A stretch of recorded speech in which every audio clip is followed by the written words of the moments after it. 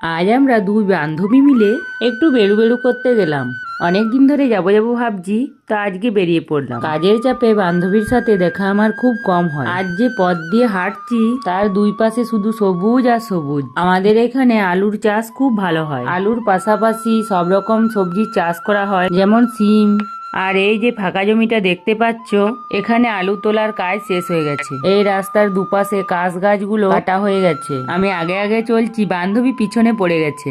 আর আমি এখন এমন সরু রাস্তায় চলেছি, যদি একবার পড়ে যাই তো কাদাতে অবস্থা আমার খারাপ। তো বন্ধুরা, আমরা কিন্তু আলু চাষ করি না, এইগুলো সব তেলিদের জমি। এখানে দেখো আমার বান্ধবী গম বাড়িতে নেমে পড়েছে। গম বাড়ির পর আমরা টমেটো বাড়িতে চলে এসেছি। একটাও টমেটো পাকা নেই যে তুলবো। এই ছোট টমেটোটা ছাড়া এরপর বেগুন বাড়িতে এসে অনেক লোক থাকায় একটাও বেগুন তুলতে পারিনি। সব শেষে আমরা পিচ রাস্তায় উঠে যত রাজ্যের গল্প করতে করতে হাঁটছি।